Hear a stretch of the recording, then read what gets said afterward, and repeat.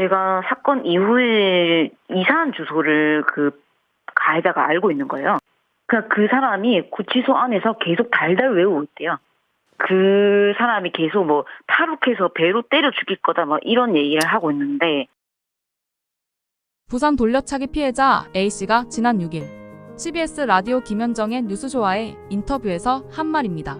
지난해 5월 22일 범죄 피해를 당한 뒤 이사를 갔는데 현재 거주지 주소는 물론 주민등록번호까지 가해자가 알고 있더라는 겁니다.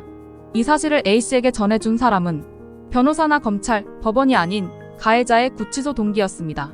피해자 사는 곳과 주민등록번호 등 개인정보를 가해자 이모씨는 물론 구치소 내 다른 사람도 알고 있을 가능성이 큽니다. 가해자는 현재 A씨에 대한 강간살인 미수 혐의로 항소심 재판을 받고 있고, A씨는 가해자가 수감된 부산구치소 인근에 살고 있습니다. 이씨에게 A씨의 주소를 알려준 것은 법원의 기록이었습니다. A씨는 이씨를 상대로 민사상 손해배상 청구 소송을 제기했는데 관련 서류를 이씨가 열람하면서 A씨의 주소 등이 특정된 겁니다. 현재 민사소송법은 소장 부본과 준비서면 부본, 판결서 등에 당사자의 신상 정보를 기재하도록 돼 있고, 당사자는 이를 얼마든지 확인할 수 있는 상황. 민사소송 과정에서 범죄 피해자 개인 정보가 가해자에게 노출돼 문제된 것은 이번뿐만 아닙니다.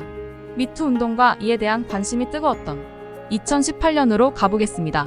그해 10월 4일 청와대 국민청원 게시판에 한 청원이 올라왔습니다. 청원인은 중간간치상 피해자였습니다. 가해자는 징역 4년을 선고받았고 피해자는 그를 상대로 한 민사소송에서 승소했습니다. 그렇게 일단락 나는가 싶었던 청원인은 또다시 충격과 절망에 빠졌습니다. 자신의 신상 정보를 빠짐없이 담은 민사 판결문이 가해자에게 송달된 사실을 알게 된 겁니다. 가해자의 명시적 보복 예고는 없었습니다. 하지만 4년 뒤 출소할 가해자가 어떤 해코지를 할지 모를 일이었습니다. 청원인은 핸드폰 번호를 10번 넘게 바꾸고 개명도 했지만 이사갈 형편이 안 돼 여전히 두려움에 떨고 있다며 검찰, 경찰, 법원, 인권위 등의 도움을 구했지만 실효성 있는 답변을 듣지 못했다고 말했습니다.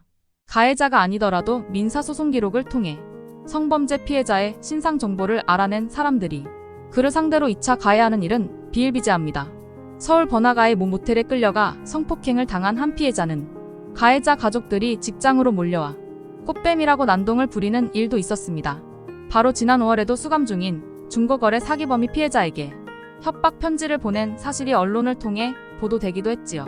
이 사건은 형사배상 절차에서 가해자가 피해자 신상을 알게 된 케이스인데, 역시 불법 행위로 발생한 채무를 이행하라는 배상명령 결정문에 피해자 신상 정보가 기록돼 있던 겁니다. 이런 법의 공백은 피해자의 재판 청구권을 침해하는 효과도 야기합니다. 박사방 조주빈 사건 피해자들 대부분은 조주빈을 상대로 민사소송을 낼 엄두를 내지 못했습니다. 소송 서류 등에 개인정보를 적어야 하고 설령 승소한다고 해도 추징금과 같은 강제 집행 절차를 밟는 경우 개인정보 보호가 사실상 어렵기 때문입니다. 실제로 조주빈을 상대로 민사소송을 낸 피해자는 지난해 9월 기준으로 25명 중 1명뿐이었습니다. 박사방 사건 같은 대형 사건이 이런데 알려지지 않은 일반 사건 중에서 이와 비슷한 사례는 또 얼마나 많을까요? 민사소송법 162조 1항이 당사자 개인정보를 상대방이나 이해관계를 소명한 제3자가 열람할 수 있도록 한 건 채무이행의 주체와 대상을 특정하기 위한 것이었습니다. 그런데 민사소송법에서 해당 규정이 처음 시행된 1960년 7월 1일 이 조항은 사실상 변한 게 없습니다. 원칙만 정했을 뿐 사회 변화를 반영하지 못한 거죠. 그렇기 때문에 부산 돌려차기 사건 피해자 같은 2, 3차 피해자들이 계속 양산되고 있는 겁니다. 사법부와 정부는 입법 영역의 문제이기 때문에 나설 수 없다는 입장입니다. 다만 앞서 소개한 국민청원의 경우 답변 기준인 동해 20만 명을 넘었기 때문에 당시 김영현 법무비서관이 청와대 유튜브를 통해 답변했습니다. 내용은 이렇습니다.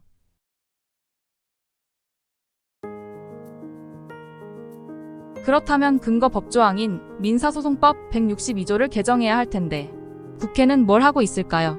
더불어민주당 김영배 의원이 지난 2월 이를 문제를 해소할 수 있도록 하는 민사소송법 개정안을 같은 당 의원 15명과 발의했습니다.